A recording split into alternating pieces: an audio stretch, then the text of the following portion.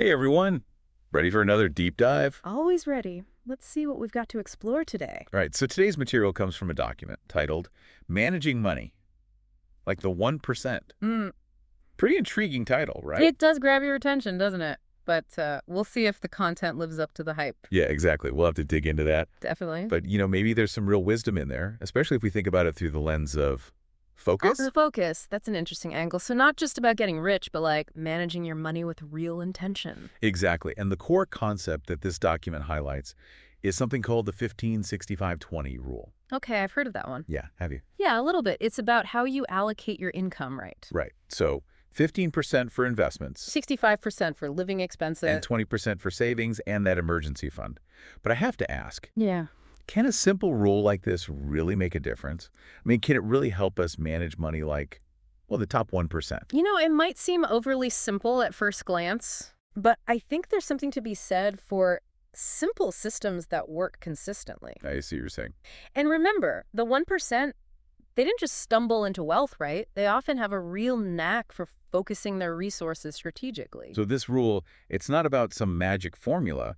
It's more about creating good habits and staying disciplined. Exactly. It's about putting those basic but powerful principles into action day after day. Okay, I like that. Yeah. So let's dive into each part of the rule, starting with that 15% for investments. Sounds good.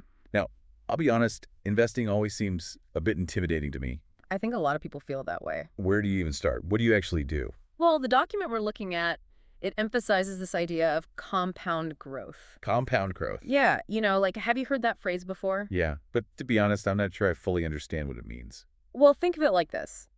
Compound growth is essentially your money earning interest on top of the interest it's already earned. It's like a snowball rolling downhill, right? Yeah. It starts small, but as it rolls, it picks up more snow and gets bigger and bigger. I get it. So the earlier you start investing, the more time that snowball has to grow. Exactly.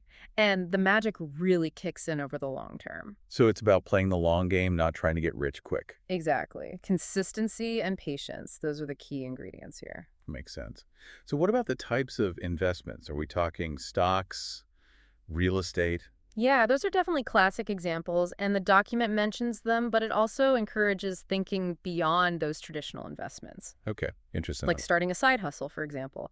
That's an investment in yourself and your skills, and it can pay off in huge ways down the road. It's not just about the stock market then. It's about investing in your own growth. Right. The key is to find what aligns with your risk tolerance, your goals, and honestly, what you're passionate about. Yeah.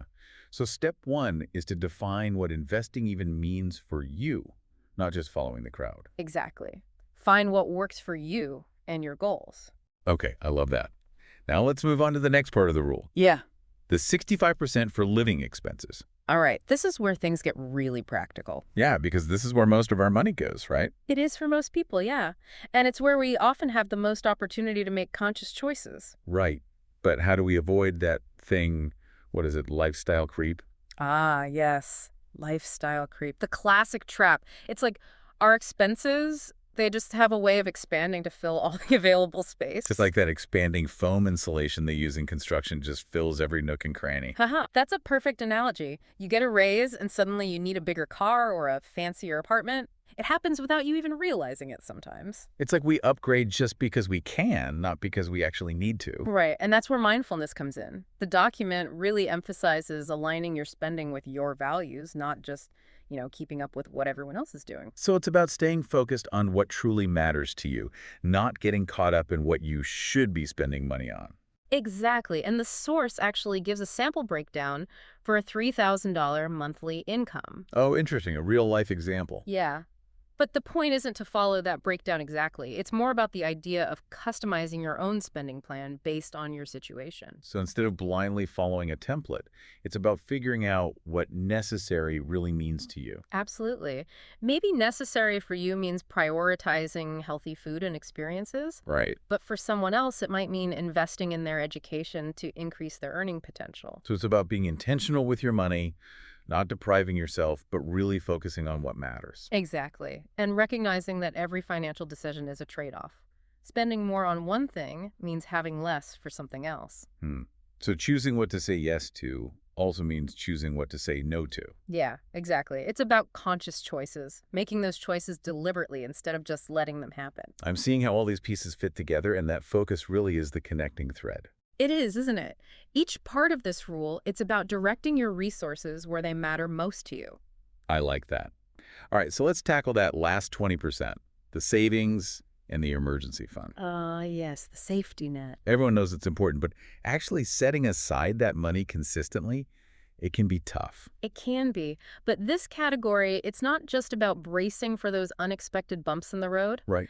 It's also about building a sense of security, a feeling of freedom, knowing you've got a cushion if things go wrong. And that peace of mind, that can free you up to focus on other things, like achieving your bigger goals. Exactly. The document actually gives this great example.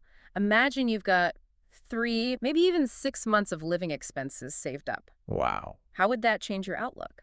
Would you be more willing to take a risk, to go after that dream career, or maybe even start that side hustle we were talking Oh, about? totally. Knowing you've got that safety net, it would take so much pressure off. Exactly. Gives you that space to focus on what really matters. And this 20% isn't only for emergencies, right?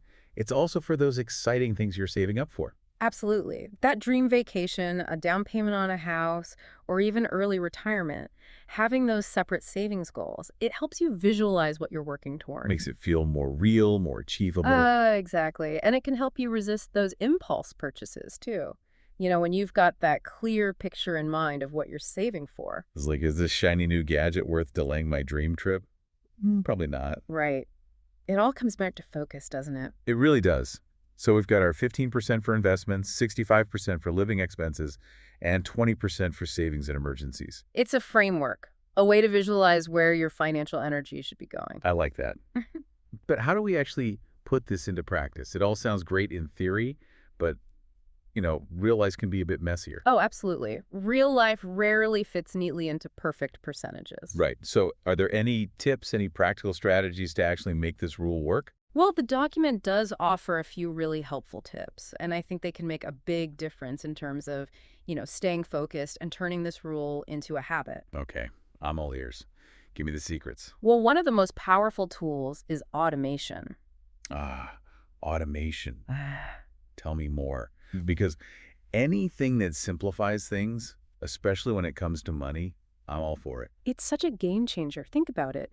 You set up automatic transfers to your investment and savings account, so it happens without you even thinking about it. So you're basically paying yourself first. Exactly. It's like that money is already spoken for before you even have a chance to spend it on something else. Less temptation, less room for those impulse decisions. Exactly. It removes that decision fatigue, that need to constantly exercise willpower.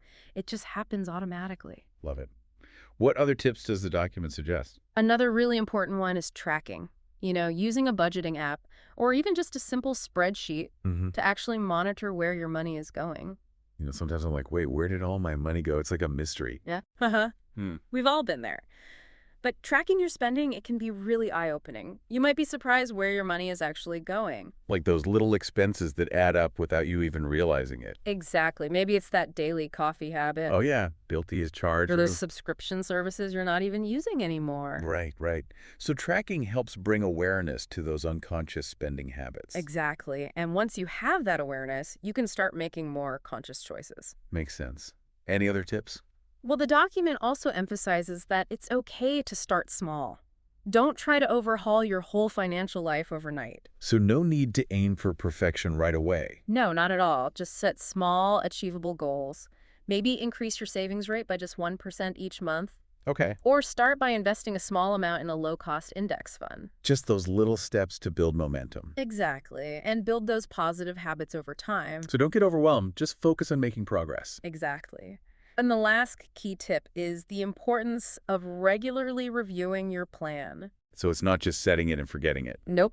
Life changes, your goals change, your income might change. Right. So it's important to go back and look at your budget, see if it still makes sense. So it's like checking in with your financial plan, Yeah. making sure it's still working for you. Exactly. It keeps you engaged in the process, makes it more likely that you'll stick with it. So it really seems like this rule, it's less about hitting those exact percentages. Yeah. It's more about a mindset shift, about being proactive and intentional with your money. Absolutely. It's a framework, a tool to help you get clear on your priorities and focus your energy. So not a one-size-fits-all solution, but more like a starting point you can adapt to fit your life. Exactly. Like, let's say your big goal is early retirement. Okay. You might decide to bump up that investment percentage maybe to 20% or even 25% I see. and adjust your living expenses accordingly. Or maybe you're really focused on paying down debt. Right. You could allocate a larger chunk to debt repayment while still making sure you're saving a decent amount. It's all about making those conscious choices, aligning your spending with what truly matters most to you. Exactly. It's about designing your financial life instead of just letting it happen to you, Designing your financial life. I love that. It really captures the essence of what we've been talking about. doesn't it? It's about taking control, making your money work for you, not the other way around. So as we wrap up this deep dive, what's the one big takeaway you want to leave our listener with? If they only remember one thing about managing money well, what should it be? I think it's this. Financial success isn't about luck or some secret formula. Right. It's about clarity, focus, and consistent action. So simple, but so powerful. It really is. It's about knowing your goals, having a plan, and then sticking to it even when things get tough. Having that discipline to delay gratification for those bigger rewards down the line. Exactly. It's about having that vision of what you want and then using your resources, your money, to make it a reality. Being the architect of your own financial future. I like that. The architect of your own financial future. And remember, you don't have to figure it all out on your own. Right. There are so many resources out there, financial advisors, books, podcasts. Yeah, a whole world of knowledge and support waiting to be tapped into. Exactly. So find what works for you, keep learning, and never give up on your financial goals. So embrace that journey, be patient with yourself, celebrate those wins along the way, and remember, you have the power to create the financial life you desire. That's what it's all about.